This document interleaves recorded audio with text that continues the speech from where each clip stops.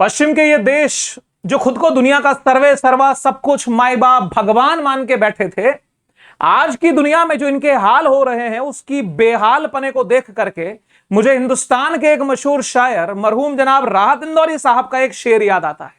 वो शेर इनके ऊपर एकदम सटीक बैठता है, समझ लीजिएगा, इशारा ही काफी होगा। वो कहते हैं, अंदर का जहर चूम लिया धुल के आ गए, अंदर का जहर चूम लिया धुल के आ गए, कितने शरीफ लोग थे सब खुल के आ गए, सूरत से जंग जीतने निकले थे बेवकूफ, सारे सिपाही मोम के थे घुल के आ गए, सारे सिपाही मोम के थे घुल के आ गए। इनकी औकात इनको दिख गई। जो एक नजरिया पनप गया था कि साहब दुनिया के शहंशाह हम, हमसे बढ़ के कौन। तो अभी का जो एससीओ समिट तिनजियान में चल रहा है, 2 दिन का 25वां एससीओ समिट, 31 अगस्त से 1 सितंबर 2025, वहां पे आरआईसी, रशिया, इंडिया, चाइना का जो ये ट्रॉइका खड़ा हो रहा है मजबूती से, जिसका झंडा बुलंद इस चैनल पे हमने तो बड़ी मजबूती से किया था, बहुत आलोचनाएं हमने झेली थी, लेकिन वो सच होता हुआ और देश के हित में बढ़ता हुआ दिख रहा है। सारी बात करूंगा उसके बारे में। तो फिर आज इस एनालिसिस को करते हैं और कैसे ट्रंप का जो एक घमंड है वो हर दिन चकनाचूर हो रहा है। ये आज की रिपोर्ट इस बात के लिए काफी प्रमाण बड़ा बन जाएगी। साथियों नमस्कार, मेरा नाम है नीरज पारिक, आप देख रहे हैं Neeraj Pareek official YouTube channel. First time हमारे साथ में है तो without any delay truth, insight and impactful content के लिए, राष्ट्रहित को सर्वोपरि रखने वाली सीधी सरल बात के लिए अभी हमारी इस फास्ट ग्रोइंग फैमिली का हिस्सा बने और सब्सक्राइब अभी करें और बेल आइकन जरूर दबा दें। साथियों के साथ में पसंद आए तो शेयर भी करिएगा। तो मेरे दोस्तों, हुआ क्या है, डोनाल्ड ट्रंप परेशान है। परेशानी के कारण एक नहीं कई हैं, हर दिशा से जिसको बोलते ना कि आफत की बयार चली है, लगा शनि की 7.5 और 99 के फेर में फंस चुके हैं। निकले तो निकले कैसे। अब यहां पे हो ये गया है कि भारत के प्रधानमंत्री अपनी एससीओ समिट की यात्रा के दौरान तिनजियान यानी चाइना में पहुंचे और चाइना के अंदर पहुंचने के बाद में तो ये तो खैर ठीक है जी, चाइना में आपको जाना था, एससीओ के आप मेंबर हो, आप चले गए, कौन सा बड़ा काम है। बड़ा काम कब हुआ, जब दोनों राष्ट्रपतियों के यानी दोनों जो सब लीडरशिप है, प्रधानमंत्री मोदी और शी जिनपिंग की मीटिंग होती है और उस मीटिंग के दौरान जो शब्दावलियों के प्रयोग किए गए, जो एक दूसरे के प्रति सहयोग का भाव, दोस्ती मैत्री की परिपक्वता को दर्शन कराया गया, वो चीज इस पश्चिम के लिए बड़ी तकलीफदेह है, क्योंकि ग्लोबल साउथ का डेवलपमेंट ग्लोबल नॉर्थ बर्दाश्त नहीं करेगा। वो इसलिए नहीं करेगा क्योंकि ये उनकी नीति है, उनकी नीयत है और ये उनका इतिहास है। अगर कोई प्रमाण है जिसमें वेस्ट ने ईस्ट को सपोर्ट किया हो, अगर ईस्ट डेवलप हुआ है तो या तो अपने दम पे या तो ईस्ट के ही किसी कोलैबोरेशन सहयोग से। भारत इसका प्रमाण है कि भारत रशिया के सहयोग से बहुत मजबूती से डटा रहा और खड़ा हुआ। तो साथियों, जब ये मीटिंग शुरू होती है, मीटिंग शुरू होने के समय से ही इस बात की आशंकाएं बन चुकी थी, क्योंकि अमेरिका का परेशान लाजमी है। अमेरिका अपनी 100% कोशिश कर चुका था कि कुछ भी करके इंडिया और चाइना एक जगह ना आए, क्योंकि अगर ये दोनों एक जगह आ गए तो उसके एक सबसे बड़ी प्लान के ऊपर पानी फिर जाएगा। उसका सबसे बड़ा प्लान क्या था, इंडो पैसिफिक रीजन में उसकी दादागिरी और इंडो पैसिफिक रीजन में उसको कंट्रोल करने का जो टारगेट, जिस देश को कंट्रोल करना वो चाहता था, वो चीन था। क्योंकि चीन वो दुनिया के अंदर उभरता हुआ वो देश है जिसको अमेरिका अपने एक मजबूत प्रतिद्वंदी के रूप में देखता है और उसको कंट्रोल करने के लिए जब क्वाड बनाया गया, उसी क्वाड का एक मजबूत हिस्सा भारत था कि भारत चीन को यहां पे टैकल करेगा और ये रीजन जो है वो हमारे कंट्रोल में रहेगा। चीन की जो दबंगई है उसको कंट्रोल कर दिया जाएगा। मामला ठीक चल भी रहा था, क्वाड अपने हिसाब से काम कर रहा था, भारत और अमेरिका के संबंध अच्छे हो चुके थे, लेकिन सर 25 साल की मेहनत को फेरने में ग्रिंगो का क्या गया, कुछ नहीं गया। क्योंकि जो सपना देखा था मेक अमेरिका ग्रेट अगेन, राजा हो जाएंगे फिर से, सर ये अलोन होने के दिन है, ग्रेट होने के दिन नहीं है। कारण यह है कि 25 साल में जो कहानी बिल क्लिंटन से शुरू हुई, जॉर्ज बुश से होती हुई, बराक हुसैन ओबामा और वहां से जो बाइडेन से आती हुई इनकी झोली में आई, तो इन्होंने क्या किया, इन्होंने प्रमाणित कर दिया कि जब ईश्वर ने बुद्धि का बंटवारा किया तो ये चलनी लेके खड़े हो गए थे, जिसके हिस्से में जो आया वो इन्होंने पा लिया। इनका देश इनसे दुखी है, इनके निर्णयों से परेशान है, इनका कोर्ट इनके खिलाफ आ रहा है। खैर, इससे हमें कुछ फर्क नहीं पड़ रहा, लेकिन जो हो रहा है वो बड़ा मजबूती से हो रहा है, बहुत अच्छा हो रहा है। रशिया और जो यूक्रेन की टेंशन हुई, उसमें डोनाल्ड ट्रंप ने अपने मानस पुत्र जेलेंस्की को लेकर के जिस तरीके से एक पन दिखा दिया कि भाई हम इसके साथ खड़े होंगे। युद्ध का कारण क्या था, जरा विचार करिए। युद्ध का कारण यह था कि अमेरिका चाहता था या यूक्रेन चाहता था वो नाटो का हिस्सा बने, रशिया चाहता था नहीं बने।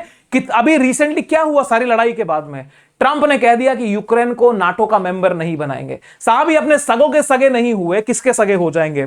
अब इसके बीच में इन्होंने उछल कूद मचाई इंडिया को कंट्रोल करने की कि भाई ये रशिया को यदि कंट्रोल करना है तो आप इंडिया को कंट्रोल कर लीजिए।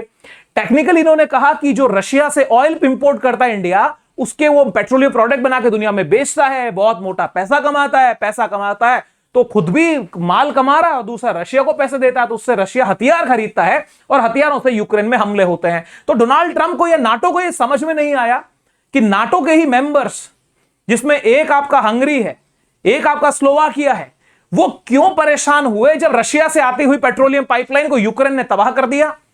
क्यों चीखे, क्यों डोनाल्ड ट्रंप गुस्सा हुए? कारण यह था कि वो भी पेट्रोलियम खरीद रहे थे। तो क्या वो फ्री में खरीदते हैं? क्या उनके पैसों से हथियार नहीं आते? क्या रशिया से अमेरिका खुद ट्रेड नहीं करता? क्या यूरोप के देश ट्रेड नहीं करते? पर बहाना चाहिए था। कोई बात नहीं सर, बहाना तो ठीक है, कुछ ज्यादा फर्क पड़ने वाला नहीं है, मामला कहीं और था। वो सारे मामले की बात करेंगे। इनका टारगेट रहा कि भैया डॉलर के बेसिस पे चलो, डॉलर से दुनिया को कंट्रोल करो। अब डॉलर को कमजोर पड़ता हुआ देख करके सर थोड़ी सी खुन्नस तो आना लाजमी है ना यार। डॉलर कमजोर करने का, डॉलर यदि कमजोर हुआ तो सर वो अमेरिका की आत्मा है। ये जो ग्रेट वर्ड लगाते हैं ना आगे, वो ग्रेट या जो यूनाइटेड अमेरिका में जो यूनाइट वर्ड लगा है उसका आधार भी डॉलर ही है और कुछ नहीं है। ये डॉलर कमजोर होगा, वेस्ट कमजोर होगा, वेस्ट कमजोर होगा, दुनिया में आर्थिक और जो वास्तविक लोकतंत्र है, कूटनीतिक लोकतंत्र, उसकी स्थापना दुनिया के अंदर हो जाएगी। कोशिश भरपूर रही कि कैसे भी करके फ्रैक्शन डाला जाए, दो देशों को दूर किया जाए। नहीं हुए तो सारा टैरिफ्स के ड्रामे शुरू हुए थे, पता ही है आपको, रेसिप्रोकल टैरिफ लगाया जाएगा। अब टैरिफ लगाते लगाते ये जिस मामले पे आए, भारत को एडिशनल टैरिफ भी लगा दिया, यानी 25% टैरिफ के साथ में 25% एडिशनल, और ये 50% टैरिफ हो गया। कुल मिलाकर के वो दंड इसलिए दिया गया कि भाई आप जो हो ये 25% पहला तो इसलिए है कि एक तो आप क्या करते हो, रशिया से पेट्रोलियम ले रहे हो, यानी आप ब्रिक्स के साथ हो। दूसरी चीज, आप हमसे ट्रेड नहीं कर रहे, और दूसरा तीसरा लगा दिया सारी कहानी सैंक्शंस को लेकर के।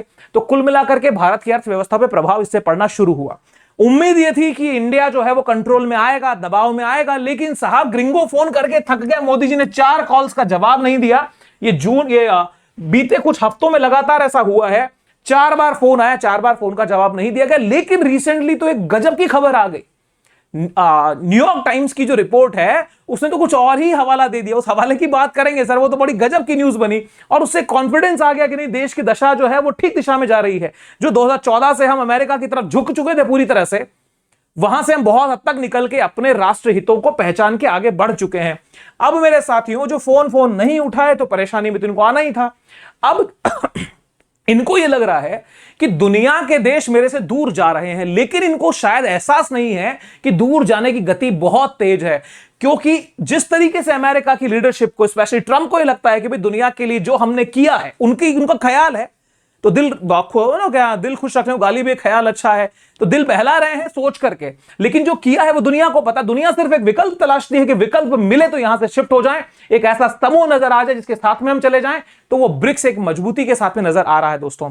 अब यहां पे जब ये दो लीडरशिप आमने सामने बैठे, तेंजियान में शी जिनपिंग और नरेंद्र मोदी जी आमने सामने आए और बातचीत शुरू हुई। बातचीत के अंदर बहुत सकारात्मक बातें आई। वो सकारात्मक बातें सर उस अमेरिका के लिए तो चुनौतीपूर्ण है। जो शी जिनपिंग ने कहा वो ये कहा कि अब समय आ चुका है कि ड्रैगन और हाथी को दोस्ती कर लेनी चाहिए, ड्रैगन और एलिफेंट साथ साथ आ जाए। मतलब चीन और भारत जो है वो एक अच्छी दोस्ती की तरफ आगे बढ़ सकते हैं।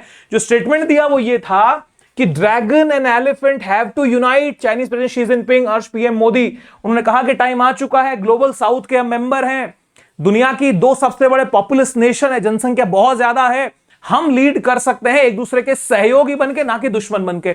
अब मैं आपको एक बात बताता हूं, आपने यदि हमारे चैनल की शुरुआत से पुराने वीडियोस देखेंगे तो हमने शुरू से इस बात को सपोर्ट किया।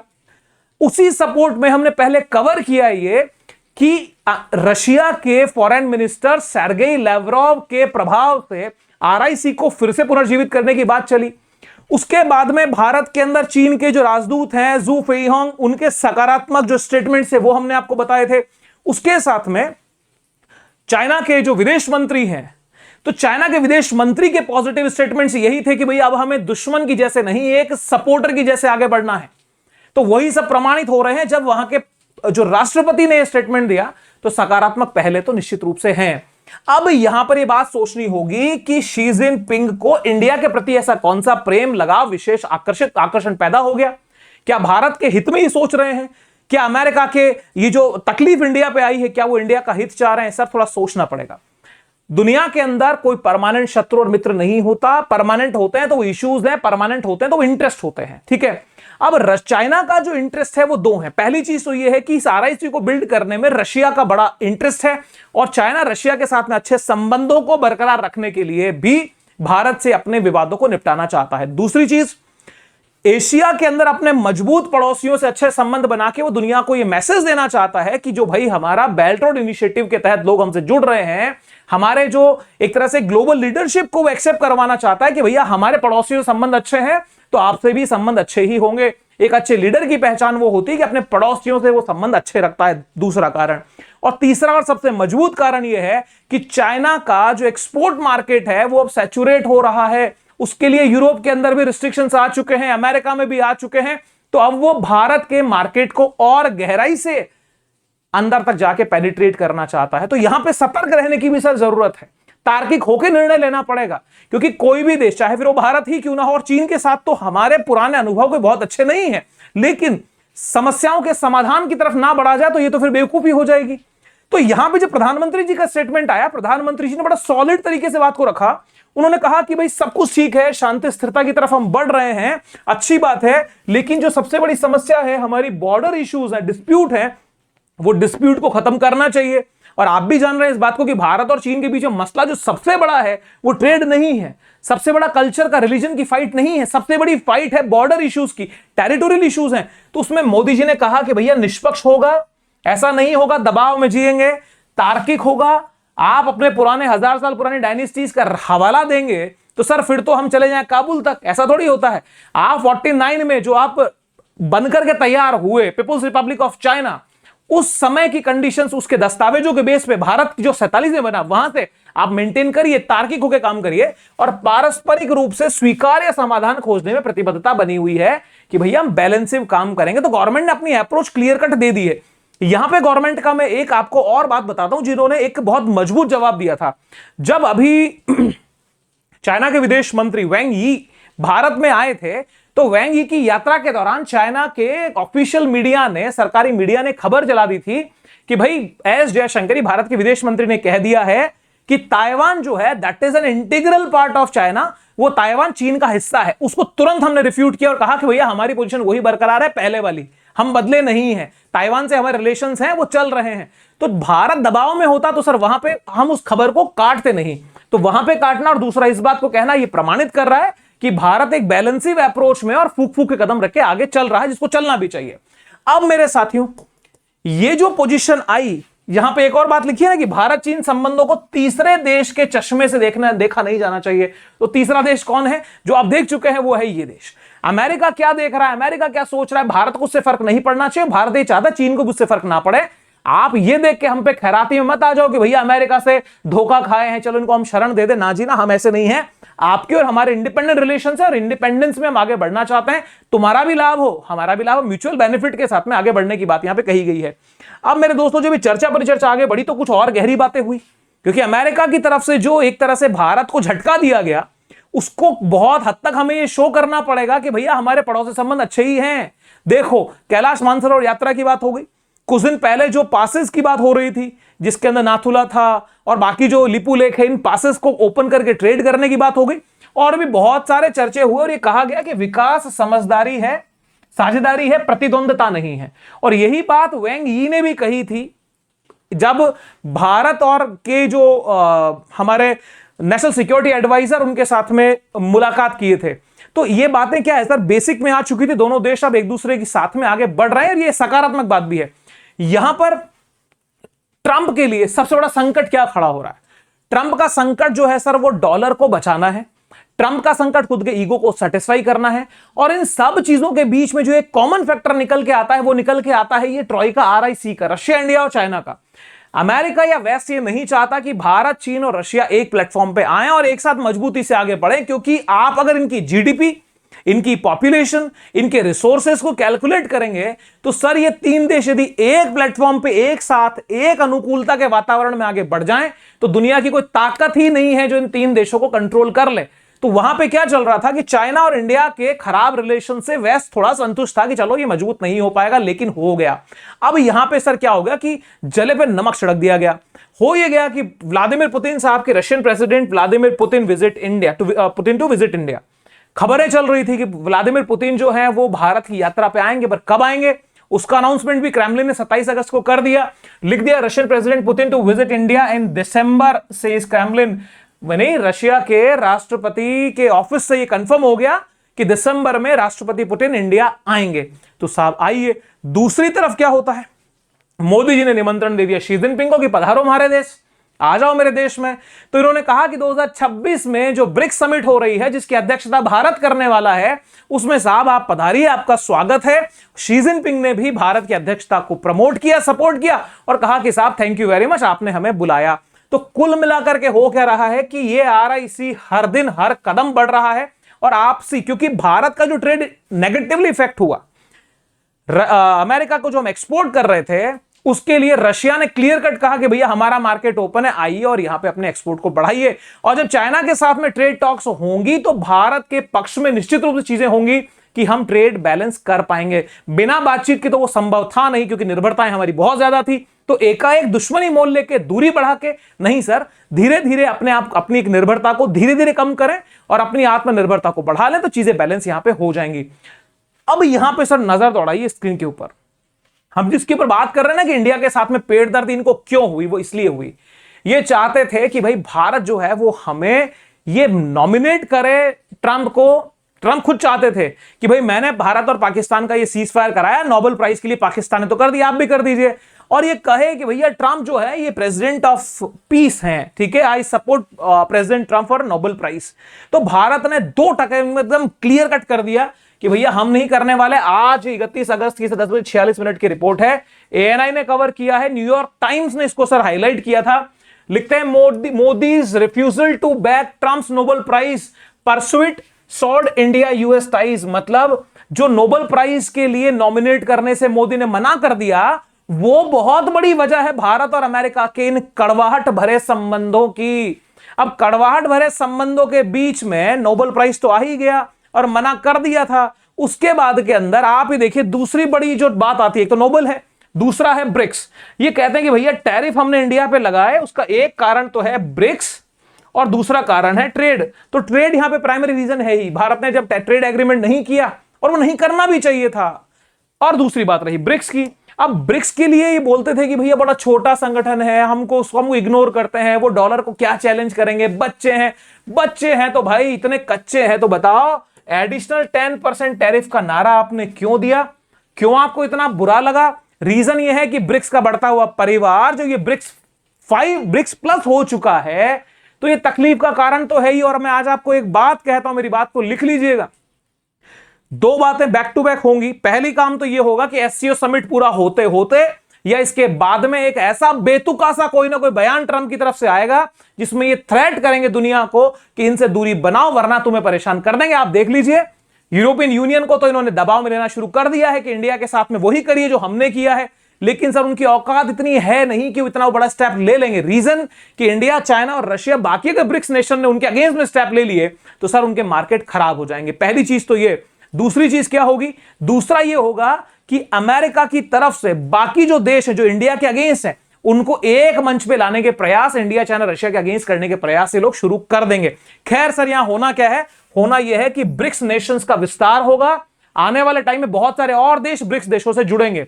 और जब बात आई ब्रिक्स के अगेंस्ट में, तो यहां पे रिसेंटली एक इंटरव्यू में चाइना में जो SCO समिट में व्लादिमीर पुतिन साहब भी पहुंचे हुए हैं, तो वो चाइना की जो ऑफिशियल न्यूज एजेंसी उसको इंटरव्यू दिया और उसमें उन्होंने साफ कहा कि भाई ब्रिक्स नेशंस को जो टारगेट किया जा रहा है वो एक तरह से इलेजिटिमेट है, अवैध है, एक सभ्य राष्ट्र को यह शोभा नहीं देता। इनकी बातों में यह बात साफ झलक रही थी कि भाई हम लोग सफिशिएंट हैं, तुम कितने भी निर्णय ले लो, कुछ भी कर लो, हम अपने मजबूती कंधों के ऊपर अपनी अर्थव्यवस्थाओं को चला सकते हैं, तुम्हारे हम गुलाम नहीं हैं। और ब्रिक्स की मजबूती के अंदर RIC का कंट्रीब्यूशन, ये रशिया के प्रयासों से आगे बढ़ रहा है और हमें भी चाहिए कि हम हमारी गवर्नमेंट का मोरल सपोर्ट इस एंगल से करें कि आपको चाइना से रिलेशन संभलते हुए कदमों के साथ में करना चाहिए, जिससे आरआईसी मजबूत हो, भारत के इश्यूज सुलझें। भारत के इश्यूज सुलझेंगे तो ऑब्वियस सी बात है हमारी अर्थव्यवस्था को लाभ निश्चित होना है और ये ब्रिक्स का परिवार अमेरिका की बहुत बड़ी टेंशन बनेगा। तो कुल मिलाकर के ये मोम के जो पुतले हैं, मोम के सिपाही हैं, ये पिघल रहे हैं और धीरे धीरे आप देखिएगा दुनिया का जो ये चक्र है, कारण क्या होता है कि जब प्रकृति अपना परिवर्तन लाना चाहती है तो सर थोड़ी सी तबाही का मंजर वो दिखाती है। तो जो हालात हुए कि लगा जी सब कुछ बिगड़ गया, टैरिफ वॉर है, ये वॉर है, धीरे धीरे सर जब झाड़ू लगती है ना तो लगता है जैसे धूल बढ़ रही है। उड़ती हुई धूल को समझेगा थोड़ी कोई सफाई कर रहा है, लेकिन अल्टीमेटली उसकी सफाई हो रही होती है। तो ये दौर चल रहा है पश्चिमी राष्ट्रों के अवैध नेतृत्व के सफाई का और अपने अपने दुनिया के अंदर अपने अपने जोन में बहुध्रुवीय यानी मल्टीपोलर विश्व के बनने का। साथियों, उम्मीद करता हूं ये प्रेजेंटेशन, ये एनालिसिस, ये विश्लेषण आपको पसंद आया होगा। यदि पसंद आया है तो आप अपने छोटे भाई का, अपने दोस्त का, जो आप माने उसका हौसला बढ़ा सकते हैं अपने कमेंट से। और क्या आपको लगता है इस पूरी अप्रोच में, प्लीज अपना ओपिनियन जरूर रखिएगा। तो फिर मुलाकात करूंगा कल किसी और वीडियो के साथ में। तब तक के लिए wish you very happy learning, stay happy, stay safe. जय हिंद, बाय बाय।